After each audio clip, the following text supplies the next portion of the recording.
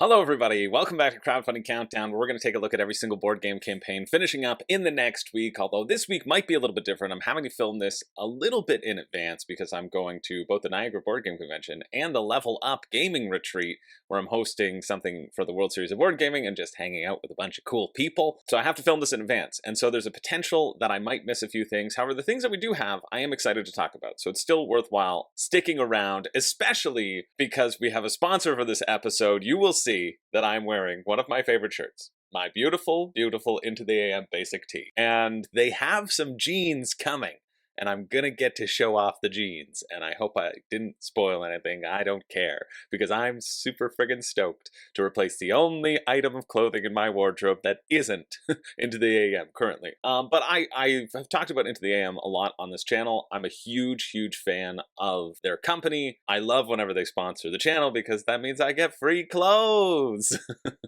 It's the best thing in the friggin' world. But even for somebody as cheap and as budget conscious as me, I hate shopping for clothing. I find it so frustrating, and to have found a company that I just friggin' love. Their clothes feel so great. They're comfy. They don't shrink in the dryer. And so for me, I'm wearing like a medium, and it's nice because I'm on my tippy toes, and you can see that like the shirt hangs down past the belt line, which I like, right? Like, so they fit really nicely. For your reference, if you're getting clothes yourself, I'm about 6 feet. I'm like 5'11 and a half, but I say 6 feet on my resume, and I'm currently like 185, 190. Just for your own reference point, sometimes I get a medium, sometimes I get a large. I like both depending upon how I feel. If I want something a little bit more baggy, or if I want like a tighter fit, I'll go between the two. But seriously, if you need clothing, they have a bunch of great graphic tees, but they also have a bunch of plain, just like basic essentials, which is awesome because I got way too into the graphic tees, and then I was slowly replaced more of my wardrobe with some neutral colors, which I can wear for other events as well. I love their Henleys. I feel like their Henleys are super great. And you'll probably have noticed that in previous videos, like the last 6 or 7, I've been rotating through new shirts. Well, you probably didn't notice. Who am I kidding? You're not paying attention to my shirts, but you should go back and you should look, because everything that I've been wearing is Into the AM. Like pretty much across the board, anything that I end up wearing on this channel is Into the AM. Not because they sponsor every video, but because I just like their stuff and it's super comfy. So I'm a huge fan of the company, and you can go check out their basics. If you are in Canada, well, who knows in terms of import taxes or what that's going to look like. I know things have changed recently, so just be mindful of shifting things around your cart.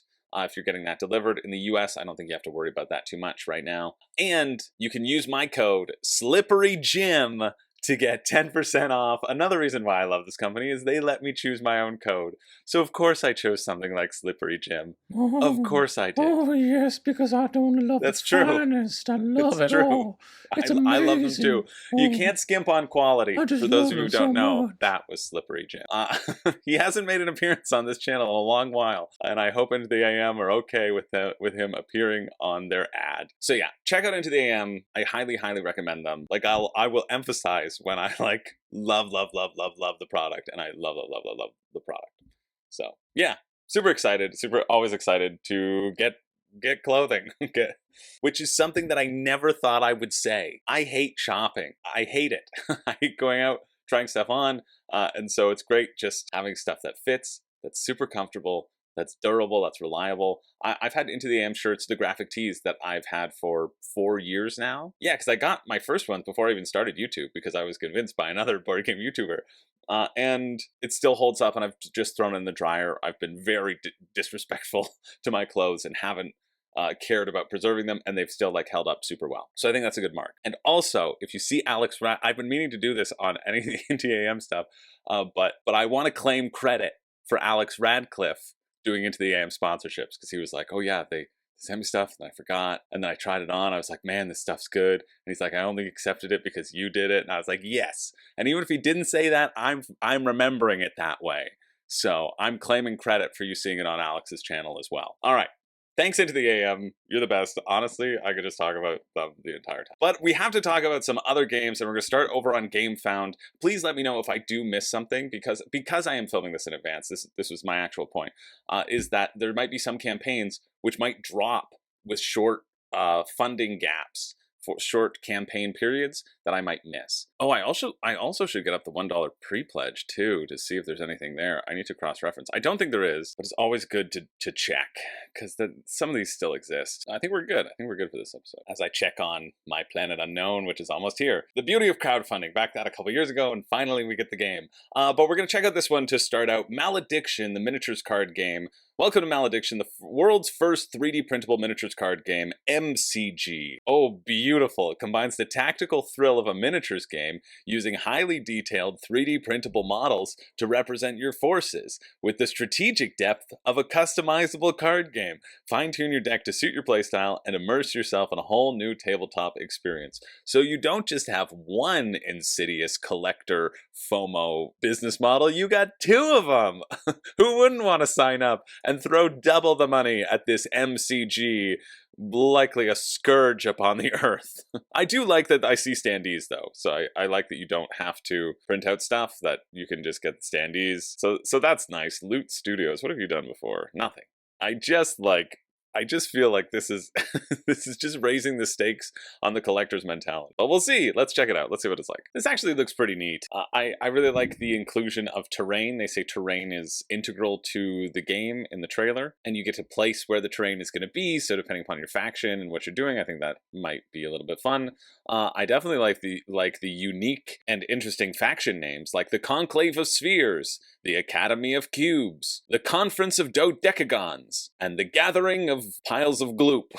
No, just one of those is a real one. Although who knows, there might be expansions. This is going to be expandable. It's going to be an expanded universe. Yeah, give me the PDF manual. That's great. I really do like that they are pushing that it'll be standees for the most part, and then you will get free STLs to download. If you have a 3D printer, you can print your minis if you want to enhance them. But it is more a card game with tactics, right? They're pushing for that it is a miniatures card game with tactics, but you don't have to buy the minis to enjoy it. I think that's really great. And sort of puts that double collector hackles that are raised a little bit down. Points-based victory system. Defeat enemies holding relics. Try to claim them to get ahead in the points victory system. It reminds me a little bit of Mythic Battles, I guess, which is nice. I mean, each faction box is still going to be pretty expensive, though, at $55.90, which turns into 82 Canadian, which is like $100 US, where you get 80+ premium cards, so 81 cards, or 82 cards, you know? You do get 5 flat terrain pieces. I wonder if the terrain the same. The terrain is different, though, which is fun, because each faction then comes with their own specific terrain that likely they are going to be good at interacting with. That's neat. You're going to have measurement movement here for jumping around. You win the game by having sufficient mastery, which is gained by defeating enemies or claiming relics from husks. Here I thought I was just an empty husk, but I've got a relic inside me all along. Doesn't use a game board, it's played on a battlefield, that's why you have measurement movement, but you can jump around in terrain for cover, which might be interesting. Cards are the lifeblood of Malediction. They represent everything a player could manifest on the battlefield, from units to items to powerful spells. You take on the role of a Seeker, a powerful unit that leads your warband. Each Seeker is paired with a specific type of card called a legacy. A Seeker's legacy lists unique abilities that affect your cards. Okay, that's neat. So probably different symbols on cards, and then you'll activate them depending upon your Seeker. There's only 2 resources, Echo and Mastery. Echo is what you use probably to play cards. Mastery represents how many points you have. And if you're not engaged in battle near a husk, you can pick up the husk's relic. Is that a relic in your husk, or are you just happy to see me? Cool. Each player brings a terrain set. I think that's the neat part about this game to me, is the bringing of the terrain set and how you can potentially interact with it, shifting the battlefield. Seems like a neat concept. I just wish it were a lot cheaper. The dual pledge for 2 factions gets it at $44.95, so you're paying $130. So you're going to need a dual pledge at least to play this game. So you're looking at $150 to play a 2-player version of this game. I think it should probably be 2 players. Said you can play at 2 players or at 4 players, aka it's 2 players. It's 1 versus 1 head-to-head combat style. But yeah, seems fairly simple. If you like measurement movement, if you like line of sight, if you like war games and developing your own war band, and if you like card play and you wanted more card play rather than like too many dice checks, this was one that you could check out. There's refresh, deploy, action. There's always a deployment zone, 6-inch quarter circle measured from a corner of the battlefield. And a lot of your cards, you'll be able to kind of tap them, exhaust them, and activate them. Yeah, you know, I think this is neat. I do think this is neat. I think the card play aspect is what's drawing me in as well, the potential there. I think it's way too expensive for what it is, let's be clear. And it depends on how interesting the cards are. I mean, there are cards that you can chain together, you can refresh, they can protect against damage. Feels like standard card abilities that would be implemented. So I think if you like that wargame aspect, you like measurement movement, you like that concept of the terrain, and you wanted to add the card play into it, you can check it out. When do you finish? I think it finishes today. I think this actually finishes today, but again, it's on GameFound. Yeah, today at 1 p.m., but it's on GameFound, so you'll have the chance to late pledge. And it's raised a bunch of money. Like, that's a huge amount of money for this, and I hope it's good. I think it looks neat. I think it does look neat. It's not something that I would get true value out of. It's something that I would want to try and go, yeah, that was neat, and then move forward. I think in the skirmish area, in this skirmish battle, the thing that I'm most intrigued in is the Mythic Battles system, because you get that drafting aspect, you get more of a whole package, you get a similar battle back and forth, but this does look better than I expected it to. I always like to hate on collectible card games and miniatures games, and this has both of those, and I'm not hating on them, so, you know, take that for what you will. That finishes on the 3rd at 1 p.m. We're going to move on to Teotihuacan City of Gods Deluxe Master Set by second print. Not by second print, by Board and Dice. It's the second printing. We covered this before in the past. This is a beloved worker placement Euro strategy game. It's in the top 100 on BGG. It is. I recently was going through the top 100 BGG and looking at what I've played and what I haven't. This is one that I would be interested in trying for sure. And they're coming back with a new standalone version. They're bringing back all the unlocked goals from the new campaign, from the previous campaign, and it'll contain all the expansions and the promos at 119 euro. Or, you know, you could wait till the normal version is in stock and get it for 60 bucks Canadian. That's the thing. Even with all these top 100 games, they're always going to come out with big box editions, they're always going to come out with deluxeified editions. And if you like the game and you know you like the game and you want to deluxeify your edition and you want to get a beautiful copy of it, yeah, I think it's a good way to spend your money. I think if you've never played the game before, don't do it, because the retail version will exist. It is a classic for a reason. You will probably enjoy the gameplay. Who knows how many euros you have on your shelf. Like, these are the things that I tell myself as well when I get too excited. I'm like, yeah, I love euros. I love euros. I'm like, yeah, you love euros. You got so many euros on your shelf that you pull out once a year. And so for me, I'd rather get another euro that I could pull out once a year instead of deluxifying it.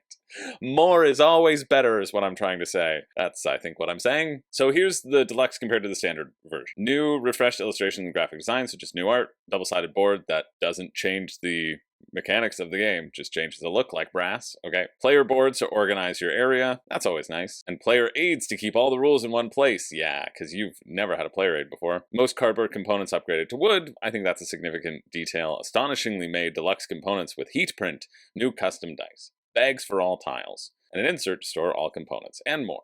I mean, that is nice. All of those upgrades do feel nice. For me, though, it would cost me $181 Canadian plus shipping, so $200 to get this game. I'm not really interested in spending an additional $140 to get all this stuff, especially when the inserts that, like, so many people vote forward inserts that are supposed to be great, and then they're awful, and then you just need to replace them with great inserts designed by Hextra or JS500. But even still, it looks like a nice production design. I think people enjoyed it last time. And it's also a bit surprising that people are jumping on this time. But there's 276 backers compared to the 6,000 that jumped in the last time, you know? Although, to be fair, with the expansions that you get the late pre-classical period, you get the Shadows of Zichtel, you get the expansion period, some new priests, some promos. So especially if you're adding in all the expansions. Expansion period, that's another 35. Late pre-classic period, also another 35. Shadow of Zichtel, another 20, so that's an additional $90 onto the 60, so you're looking at 150, and then you pay $50 for all the deluxeified components, essentially, and some promos. So an additional $50 because I'm adding in the shipping there. Again, not horrible when you factor in the value of the expansions and what it would cost you to do the expansions. The thing with big boxes, though, again, if you haven't played the game and you don't love the game, you're not going to get the expansions to the table. Like, I love Anachrony, love, love. I have barely scratched the surface of the expansions. I now have the big box thanks to an awesome Chaotic Neutral patron who I'm like super appreciative sent it my way because he knows I like the game.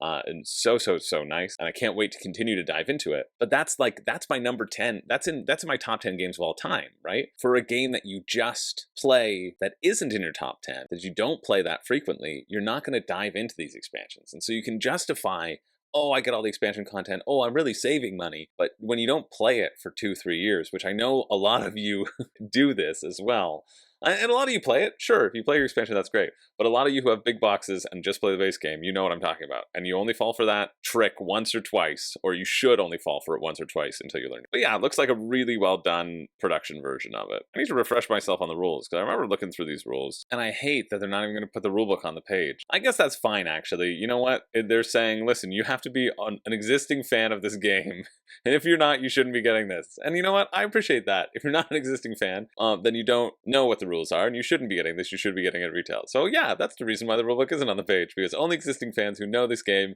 should even consider buying it. I agree with you, Teotihuacan. I agree with you, Board and Dice. Okay. I mean, I remember some stuff from it, and then I just refreshed my memory a bit more. The crux of the game is this rondel. If you don't know how to play, the crux of the game is this rondel where you have dice. You're going to move the dice up to 3 spaces. You're going to take the activation of wherever you land. And then over the course of the game, you're going to upgrade these dice to a 2, to a 3, and they become a little bit more and more powerful and can do more and better things. And when they get to a 6, they go to the great beehive in the sky. And wait a minute, that's apiary. Oh, it's the same. When it gets to a 6, it dies and gets resurrected as a 1, as a different worker, and you get a bonus. When a certain number of dice expire, so to speak, you're building this temple in the middle and moving up on these other tracks and trying to get points. There you go. Now you know how to play. Does seem cool. Seems like a nice, fun worker placement game, especially with a rondel aspect. I can see actually why you might want a 5th player expansion because of how the dice interact. Sometimes you get more things if there are different colored dice that are there, that are already at the spot. And so with more players, I think you can potentially activate that a little bit more. So that's the one thing that I flagged in terms of like, oh yeah, often I find the additional player doesn't make sense, but maybe with this it might. Again, something that you would probably want to already know though. So if you're interested in that, that finishes on the 5th at 9 a.m. for your Euro goodness. And if you want more Euro goodness that you can probably get cheaper at retail, well, we've got Darwin's Journey, Ocenia. Retrace Darwin's final voyage in Oceania, where profound challenges and discoveries inspire the creation of the origin of species. Darwin's Journey is amazing. When I saw this campaign was live, I was like, yes, I've got to back it. And then I said to myself, wait a second. Oh no, I can just get it for $68 Canadian when it comes back. Although there is an expansion, the Firelands expansion, which is like $40 Canadian. So again, maybe that value proposition changed. I want to see what's different about Oceania. I don't think there's going to be much. I just think it's going to be another different board, some more variability, and those are my favorite types of expansions, so I'm excited to check this out. This is by one of my favorite designers, Simone Luciani. That's probably why I love this game, is why I love Simone Luciani. This is a new game experience. Players will venture into a freshly designed island map showcasing 16 unique specimens inspired by Oceania. This expansion brings reimagined dual-layer player boards with distinct bonuses and introduces a revamped main board filled with new features. I want to know what those new features are. Post Office. By navigating, players can unlock a 4th correspondence tile, which evolves each turn, adding a dynamic strategy possibilities. Okay, that's cool. University. Players can employ a professor to access a new scroll in the academy. This action provides 1 free wax seal placement per turn. Wow. So in Darwin's Journey, well, I'm going to go through this and then I'm going to tell you if you don't know Darwin's Journey. Village campsites. The map includes village locations where players can perform established campsite action.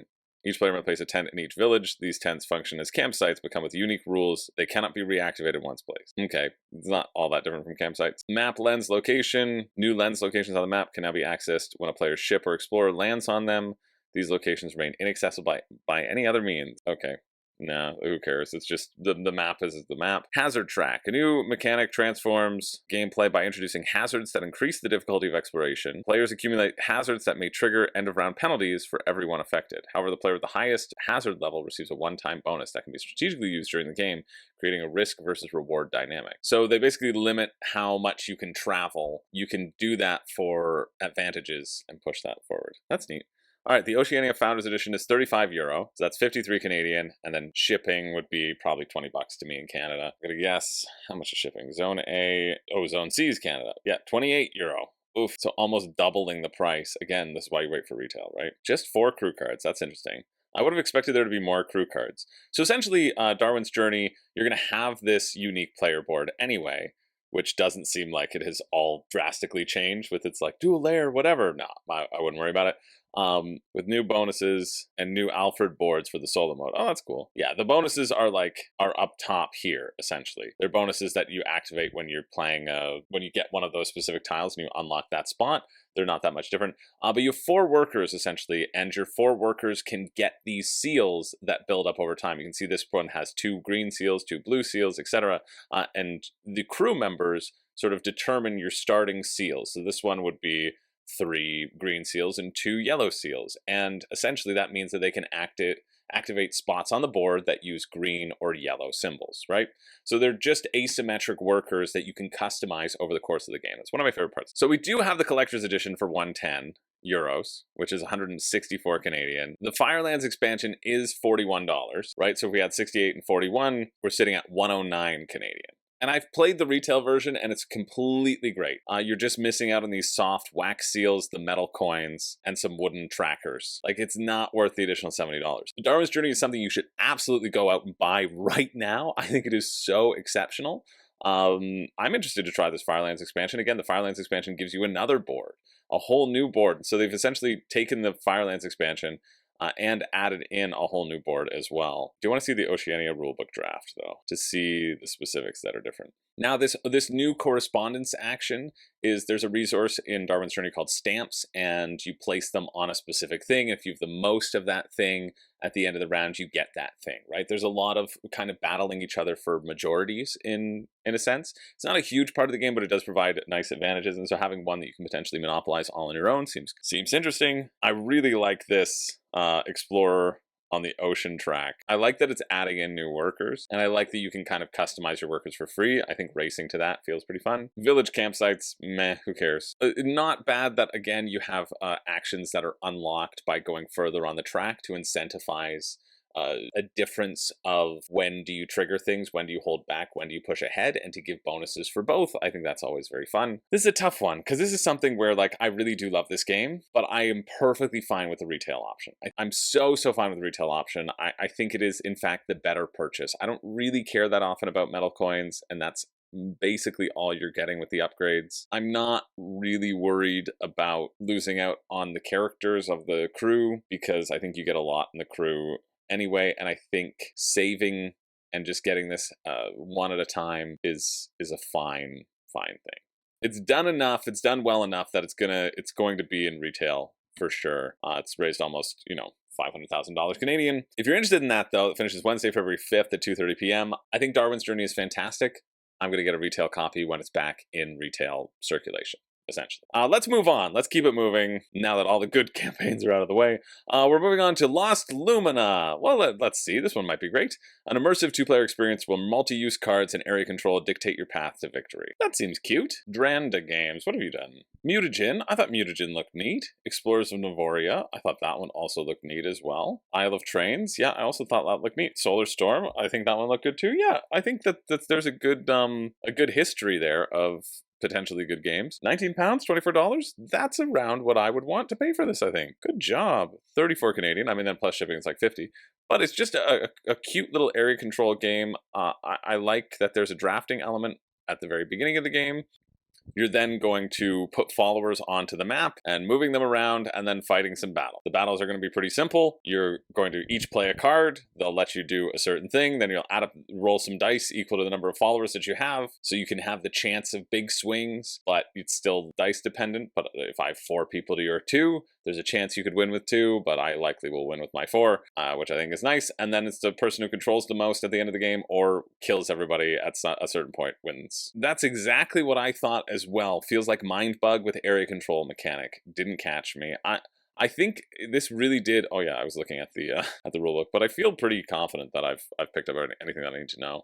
It does feel like Mind Bug in terms of this being a card-driven game where you have a say in what your opponent has. You're trying to outdraft them and outthink them, and then hope that the dice roll in your favor, knowing what they have in their hand and being able to swing things back and forth. I do like also that there's the potential where you don't have to fight if you draw the better cards. If somebody doesn't beat you in the draft, someone's like, yeah, you don't even have to fight. I'm like, I think that is a benefit.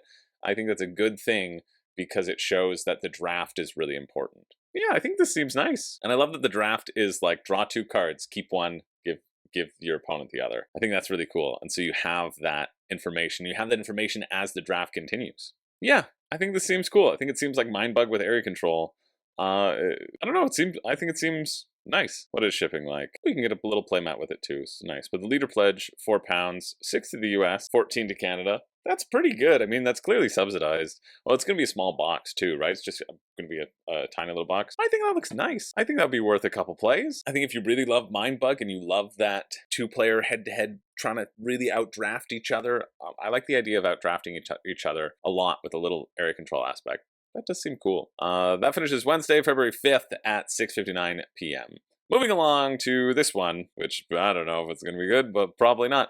Signal War, race, decode, and outsmart to win the battle. A sci-fi game where you decode hidden signals, outsmart rival aliens, apply real physics and space science to secure victory. I mean, this is the thing. Disclaimer, AI-generated visuals. All the visuals seen in this campaign are AI-generated, giving you a glimpse into the exciting world we're building. Once the campaign is successful, we'll begin designing and creating the physical components of the game, from the board to the signal cards. Your support will make this possible. We can't wait to bring these concepts to life. Unfortunately, this is just like a sketch of a game. You choose your role, you decode clues, use strategic thinking. Okay, what am I going to do? You're going to use strategic thinking. Okay, but yeah, but how? You're going to outsmart your opponents. Okay, yeah, but what am I doing? You're going to employ clever tactics. Great, okay, but is there anything that I'm doing? You're gonna roll dice. You're gonna roll dice.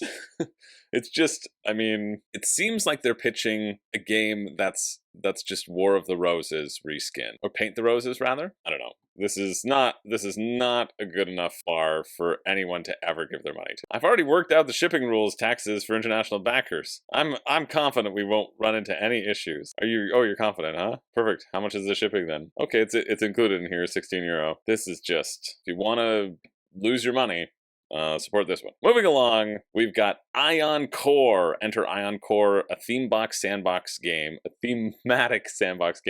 set in a post-apocalyptic dystopian world. Humanity has been driven to piracy. That happened since Napster was a thing, to secure a brighter future, and it's up to you to guide your faction to victory. 1 to 4 players, 30 minutes a player. I mean, these player mats look cool. What is it all about? Because your video told me nothing. Euro-style action point system, hand management, deck construction, tech tree. Yeah, we can see the tech trees on your board right here. Grid movement, tile placement, pick 'em and deliver. Dynamically generated maps, offering endless possibilities, blah, blah, blah. Sandbox gameplay, freedom to explore, build, strategize. You don't have linear objectives. Choose your path, focus on resource management, combat, exploration, so it's a sandbox. Okay, cool. Dynamic events encounter unpredictable scenarios that add to... Okay, so it's a sandbox. Great. Streamlined mechanics that include combat and exploration there. Okay, so it's a sandbox. Okay, cool. Launching price advantage. Support us and benefit from reduced price compared to an estimated retail cost in your area. It's not going to retail. That's not. Your MSRP is made up. Yes, a big map. Oh, cool. So just the base game comes with these 5 ships, and then there's an expansion. Okay, great. So the base game is €75. 114 Canadian. That's not so bad. Let's go to the gameplay. You're going to play a command card to perform actions, use fate cards to boost action abilities. Oh, play command, so maybe a command token? I don't know, we'll find. Perform scans to discover new wastelands to exploit, wreckages to scavenge, and cities to trade with and hire crew members and specialists. Cool. I do like that you are unraveling the board as you go along. If you like exploration, I think that's pretty fun. Sometimes monsters will emerge from the depths to wreak havoc and destruction. Upgrade your ship at the docks. Cool, so you can upgrade stuff. Plunder wastelands and cities to gain resources and raise your R&D track. There's your tech tree. Attack other ships. Beware of the Orion MOSFET, as it will try to disrupt your plans, attack you, and convert you to the different game Masters of Orion, the other space game that just finished on Game. Let's read the rules. Only 4 large? I mean, I guess there's single hex tiles, there's some medium hex tiles, there's 4 small hex tiles? Really? It's such a big map. Is that really all there is? 39 hex tiles of various sizes. That makes 39, because you have 25 single hex tiles. I would have expected so many more of these big boys. I guess that makes it really exciting when you stumble across a sector in the galaxy. Interesting. This is a very important clarification that everyone's going to get wrong if they skim. When an event card, for example, tells you to move a monster 3 spaces towards north, it means the exact space with the N symbol on it. You're not going north, you're going wherever the N is on the map. The R&D tracks do seem fun because the tech tracks really force you to make a decision right away. And that seems fun, okay? I'm having fun. There's an allegiance faction element to it, where if the big old scary Orion MOSFET lands on you, you It converts you to being a spy for them. Otherwise, you can just run around the galaxy doing whatever you want, and it'll slow you down. Seems like there's a bunch of ways to jump from one side of the map to the other, though, so that's neat. So you can move, navigate, you move 3 spaces. You can scan, and then you just draw a card, and something will spawn. Could be a monster, could be a space on the board, something great that you can use to upgrade yourself. Random events. You can gain resources, essentially, that will help your movements later on. You can interact with certain things, hire more crew if you're next to a city, upgrade your ship, add mods to yourself. That seems fun. Scavenger wreckage, plunder a wasteland. It's about the same thing. Plunder a city. Total force. Reveal a plunder card. That's neat. And in terms of combat, you're going to have a bunch of these fate cards,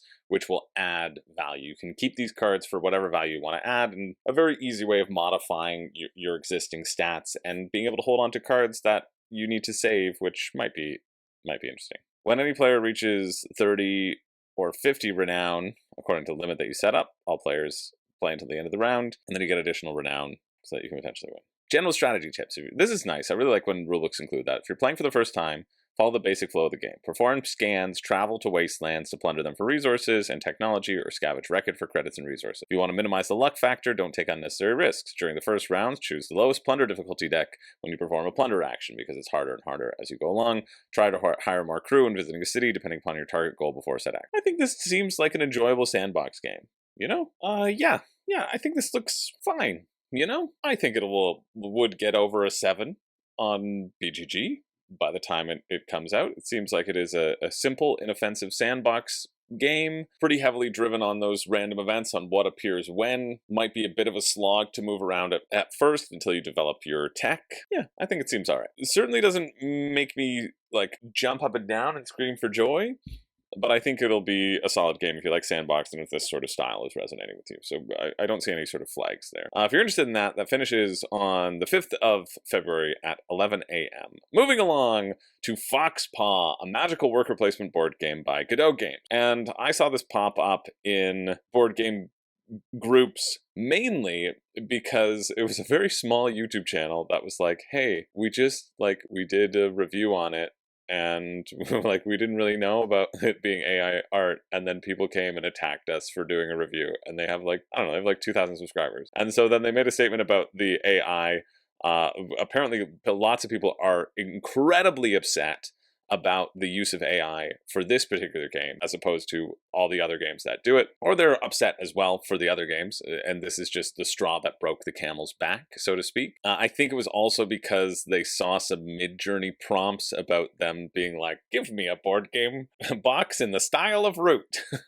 I think was from what I gathered in some of the comments down below. So they have a statement about their use of AI, but if you don't like games that use AI, you should stay away. Apparently the main box was designed by artists, and then the expansion box was designed by AI. I'm not quite sure. Maybe these colorful meeples are coming in. If you want wands and you don't want to give money to, intellectual property holders, you can get Harry Potter Temu wands for like $5, and they're phenomenal. They're exceptional. At least that's what Temu Terry told me, and I trust that guy. Anyway, this is by Godot Games. This is a Foxpaw. It's a highly interactive, crunchy worker placement board game where 1 to 4 players join unique houses with game-breaking skills in a magic school and fight for the most house points at the end of 5 school years. We're going to check it out. I'm going to be very discerning about this one, though, because among cultists, it was my 1,000th Kickstarter that I covered on the channel. And, I'm like, you know what? I thought this was interesting. I think it looks cool. I purchased it. I've played it since. It's immediately going on the cull pile. It really is bad. It is not good at all, because it essentially is a whole lot of setup for maybe a 2-round game. Like the actual game portion, yeah, it could be interesting, but there are ways for it just to be over immediately, and the setup is annoying, and it's just all juice and no squeeze, so to speak. All squeeze and no juice, one or the other. So I'm hypercritical of Godot Games for that reason, in that among cultists, I just don't think is good at all. I really don't think. I mean, it's a nice production quality, but I was so disappointed by that game. That's one of my biggest disappointments, I think, because I was excited about it. I like social deduction. I got a good group. I waited till I had a big group together. I'll talk about that when I do an inevitable purge video, but it's going. It is off the shelf. It is not in my excitement area anymore. So Godot games, this better friggin' stand out. I'm not giving you any leeway. I love that. I love that the music is just legally distinct from Harry Potter as well. They're like, hey, I mean, we're ripping off Harry Potter. We might as well rip off everybody else in music, art. Is the voice AI? I don't think the voice is AI. I don't know. Probably is. Yeah, chose a wand? Oh, yeah. AI voice, too. Sure. I mean, it's just Harry Potter, the legally distinct Harry Potter. If you couldn't tell from the art and the sigil, I don't know why people are thinking that's root. I mean, that's just Harry Potter emblem, which apparently they commissioned somebody to design. So there are some interesting features here. I like that idea. I guess just worker placement. I was like, oh, whoever goes to bed first in the video was like, whoever goes to bed first has more energy and starts the next turn. I'm like, yeah, so if you pass first, you get first player. That's not a novel mechanic whatsoever. I wonder, though, because everywhere else is available, if that flow is actually going to happen. I don't know, 5 teachers, 15 students, 20 fantastical beasts, chunky wooden tokens. For the first time in our company's history, we're not planning any retail options. Everything related to Foxpaw will be GameFound exclusive. The print run won't be much larger than this campaign. Fox pledge is €45, 68 Canadian. That's pretty nice. Lifetime Deluxe all in. They've done the chip theory thing. I don't think if you got that for Godot Games, I wouldn't. It's a part-time studio. They're not necessarily pumping out games. I don't think you're going to see a good return on your investment. During the day, morning spaces give you instant reward. Okay, what's the difference between a night phase? Go to bed earlier and enjoy adventures of the Midnight Carnival. In epic wand duels, players cooperate or stab each other in the back. Yeah, you will have like, hey, you each get to draw a card, or I kill you and I get to draw 2 cards if you think we're splitting. It's split or steal. Struggle at school, start cheating. Enter 3 magical events. You can spy them in the teacher's room. Okay, so there are some things that'll happen that you can get advance notice. Okay, download the rules. Yes, I'm going to desperately need the rules because that just seemed like a bunch of nonsense. Oh, wow. Game is best played with 3 to 4 players as it's really interactive. I'm so curious why, and maybe people can tell me because I just haven't been plugged in or following this, why this is getting so much pushback and other companies aren't. Maybe because they're using it more overtly? Maybe because it's ripping off like 2 themes? I don't know, rip off Harry Potter. JK's a turf. Developers were coming in giving this fake 10 ratings. Board gamers want real art. AI shouldn't take the job. So it's just AI, yeah. With this publisher's record, guaranteed be a flaming turd. Well, I really didn't like Among Cultists, so that's fair. I still think review bombing is stupid, though. I'm happy with the AI. I mean, like, they're really not trying to hide it. All that review bombing will do will encourage people to hide it, I think. All right, let's check out the rules. Look, you even get your letter. You even get your little letter. Okay, so here's the go to bed first and last. That's what they're starting with. In Foxpaw, everyone must place exactly 1 wizard meeple in the night per school year, which defines when they go to bed. Going to bed earlier, field dormitory, has different advantages than going to bed late, field midnight carnival. The lower the number in the night space, the earlier the wizard went to bed. Yeah, that makes sense. I like this as a one-time sort of thing. You can get 2 coins and 2 permanent stars, or you can get a asymmetric ability. Which one would you choose? It's the asymmetric ability. The answer is the asymmetric. Oh, okay, and it's the different houses that you are choosing. So only one person can play as one house. That makes sense. Like, they're pushing this so much as like a fun part of the game, and it's really such a monumentally small decision. It's go get actions, go get additional stuff, or take first player. You're gonna go get additional stuff. It's just the better option. And that's it. They're like, oh, but you can only go there once. Okay. And there's only 2 spaces that have a night phase. So you have to go to one or the other. All right. Do you want the stuff or do you want turn order? That's all you're telling players. It's not like a prevalent mechanic that's going to ripple through the game. It's silly, but it's the only thing that feels unique, so that's why they're pushing it. I like this potentially in some of the worker placement spaces, that you get the thing that's below it, so it incentivizes going there earlier. I think that's nice. I like this little intermediate scoring to incentivize racing for the midpoint of the game. They also make such a big part about the duel, and then they don't even talk about it until just like an appendix. Not a great rule book. Okay, so this is the prisoner's dilemma, which isn't a prisoner's dilemma.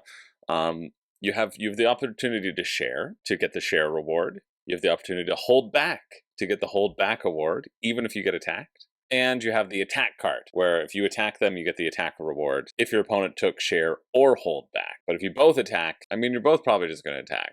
And if you both attack, then the audience gets a reward. So you don't want the audience to get a reward. I like that it incorporates the audience. Again, you really need to do this at 3 to 4 players. You do not want to play this at 2 players. I agree with that assessment on Board Game Geek. Oh, the audience also gets a bet as well. Yeah. Like, there's some potential here. But I don't know if it's enough to warrant whatever the shipping will be. Shipping, Fox Pledge is €8, USA is €15, Canada €10, that's nice. So what would this be for me, for Fox Pledge? It'd be €55, so like $80 Canadian. I just think there are so many better worker placement games out there. I think what is really appealing here is if you really jive with the theme, you might have a good time. Think like it looks really basic. You know, the worker placement spots seem pretty basic. The rule book isn't that great. And I'm really, really bummed from not liking Among Cultists. I don't think Among Cultists should exist as a game. I just don't think it was any fun. And I think it could be fun with the right group, but I just think it is really not worth the squeeze. And I kind of feel like that's what this one's going to be. It's going to be another sort of middle ground worker placement that sits around a 6.5 and is a little overproduced. Exactly produced the correct way. I think it relies a little bit too much on gimmicks and not enough on actual mechanisms, but I think the theme could override that if you like the theme and you don't care about the AI art. So if you're interested in that finishes on the 7th of February at 5:59 p.m. Moving along, just touching upon this quickly, we're almost done. I tried to go a little bit more in depth than I do since we had a shorter week. But we have this one, which I'm not going to go in depth on. We have Quebec 1759, the 50th Anniversary Deluxe Limited Edition of a timeless war game of the 1759 battle. Quebec sets up in 5 minutes, plays in under an hour. Okay, maybe I will look into it. I don't often look into war games, but the 50th anniversary seems like a monumental thing to do. Columbia Games, they've done some stuff. I know they did the last Spike, which didn't look good, but they sponsored some stuff on World Series of Board Gaming, or there was a little mini event with last Spike where they gave it away. I don't know. Oh, no way. This is a family business. That's cool. 1972 was first published by this guy's dad. Jumbo 1-inch game pieces. Wow. That's cute. That's a cute picture of him with his dad. What a charming video. Seems pretty simple, too. It's a smaller map. They're 1-inch cubes. You're going to move those cubes on the map. You have to keep the orientation correctly because that's how you indicate how many of each troop you have related to them. It could be 4, 3, 2, and 1. This is the first Columbia block war game. That's neat. Revolutionized wargaming with its innovative mechanics, fog of war, hidden movement, and a step reduction system for simple combat. Pioneered using blocks instead of traditional cardboard counter. The innovation brought fog of war to the battlefield. Oh, right, because you can't just count the counters. You could have 12 troops, right? You have some indication of what could be there, but not perfect information. That's neat. One of the many testimonials for Quebec 1759. We play Quebec 1759 in our war kitchen every Tuesday afternoon. No matter how many times we play, we want more. We crave this game. We never tire of it. We can't wait to play again. Rectify past mistakes, try new stratagems, tricks, lay new traps and deception. We never played a better 2-man board game. That's a picture of, I guess, them playing. That's cute. Update 2013. More than 2,000 Quebec games played. You learn more about military history by playing this game than in reading books. Time is the essence in a battle, and the 16-move format captures this principle. Yet within each move, there are countless possibilities. Neat. I mean, like, I'm intrigued. Am I intrigued enough to spend $79, 114 Canadian? Do they have the shipping information? Yeah, it's $29 shipping to Canada. So around 156 Canadian on this? Absolutely not. But I think it's a nice little story. Seems like it is loved by the wargaming people, and I wanted to share it with you all. So if you're interested in that, check it out. That finishes Sunday, February 9th at 8 p.m. And finally, we have our last one, Postcards, the board game, the perfect family game about travel, camping, and sending postcards. That was a charming little video. You're going to collect stamps and win by sending the most beautiful postcards gathered during your journey. Each postcard will require a certain number of stamps that you'll need to put on before you can send it off. And then you're also going to be traveling to different sections of France and visiting different locations. I assume for set collection bonuses, but we're going to check that out. Aim of the game is simple. Cycle through 13 different regions of France, visit as many iconic locations as possible. Let's go. Let's get out of here. Let's get out of here. Let's go to Paris. Let's get on some bikes and let's cycle through all 13 regions of France. If you've been telling yourself that, well, now you have a board game, which means you can just stay home. It's even better. Even better than taking that trip. You can stay in for all you Paris aficionados out there. So here's how you play. On your turn, play 3 travel cards from your hand. They can be useful for a variety of actions. Moving, setting up camp, choosing a postcard, or sticking a stamp. All of those actions seem incredibly self-explanatory. Travel across France to points of interest and regions that interest you. Points of interest and regions that interest you. The cleverest among you will make sure to visit the regions indicated on your itinerary card for precious bonus points. So you've got to make sure that you hit up these specific regions. A little bit of asymmetry gives you some goals. Set up your camps at points of interest. If the icon matches one of the postcards, you gain a bonus effect. Can you find some powerful combos? So these will be your icons on your postcards, I think. I want to look into that a little bit more. Put enough stamps on your postcards, send them to your loved ones. You can only send your cards if you're in the corresponding region. Obviously, that makes sense. Download the rules. Yes, please. I see. So these are the symbols. The symbols are matching on a specific spot, and if they're on your postcard, then you get to do the thing next door, which is like get 2 points, do a postcard action, etc. This is like a lighter version of trekking the world. It seems nice. You're just going to have a selection of postcards. You want to pick those up. If you like route planning and planning out where you're going to go, completing these simple objectives, seems like a fine little family weight style game. What is this going to end up on BGG? 6.6, I think. Because I think it's lighter, so people will be like, I bought this and I thought it was a Lacerda. There's a solo mode too, that's nice. End of the game, after a player has sent their 4th postcard. So it is this race. They immediately gain the bonus token. Game continues until the last player has played their turn. Get 1 point per postcard owned. The points earned on your itinerary card. So over here, the points earned by your gift cards. Your stamps that are on here are color-coded to your cards, so that's going to be difficult. Oh wow, and the best guide in the region. If during the game a player manages to place camp tokens of their color on all spaces in the region, they become the best guide of that region. They immediately gain as many points as there are camps in that region. That's fun. There's a little set collection aspect of getting gifts as well. Or you can use them for endgame points, or you can use these gift cards for additional actions. Yeah, this seems fun. Seems completely fine. How much are you? That's going to be the kicker. 29 euros for the standard edition. Ugh. What's the Kickstarter special? Oh, just a bunch of wooden tokens. Don't do that. But everybody is. 29 euro, 44 Canadian, and then shipping is estimated 18 to 27 for the US, 28 to 37 for Canada. So potentially double. It makes sense. They're a new company.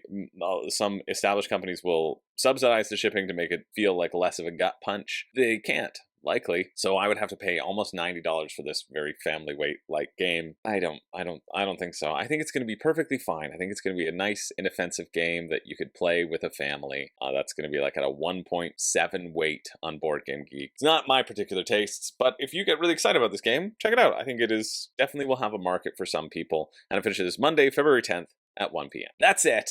That's it for the week. Now, every week I do a pick for me and a pick for you. The pick for you being the thing that I think you're going to like the best. And the pick for me being the thing that I think I'm going to like the best. And it's a short week, but it was an okay week. I think we'll start by refreshing our memory of this quick week with the crowdfunding rundown. Yeah, absolutely not. Neat. Yeah, I think it was a good week. It was a nice, delightful little week. I'm going to start with the pick for you. The pick for you is get Darwin's Journey, but get it at retail. Don't get it here.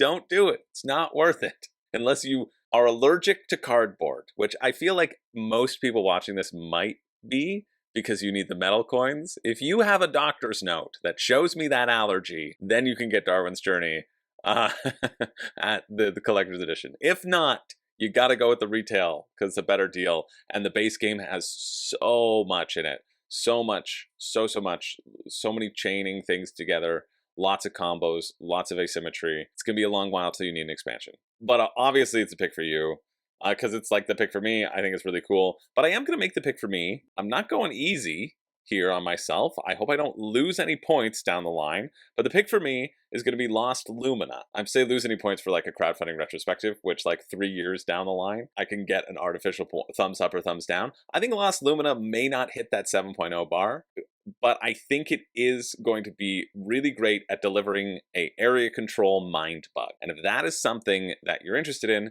I think that would raise my opinion of Mindbug. I thought it was fine on Mindbug. Mindbug got like an 8.4. But I think it's really going to be that tense back and forth. It's not going to be for everybody. But I like the price. I think it looks simple. I like that idea of the draft and how you can lose in the draft. I think you will be able to lose in the draft here with this. And I'm surprised. I'm really intrigued by this. I think I would play it for, 3 times and probably be done with it. To be honest. So I'm giving myself some leeway on the rating of this. If it gets to a 6.8, I'm giving myself a point in 3 years for my crowdfunding retrospective.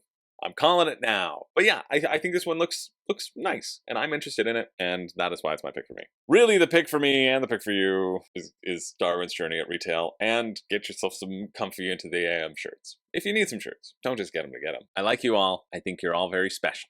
My name is Chris George. I do not have a catchphrase. I don't. But I do want to give you all a big virtual hug and a smooch. Mwah! Nope, you didn't turn it off quickly enough. I gotcha. I hope you have a good day.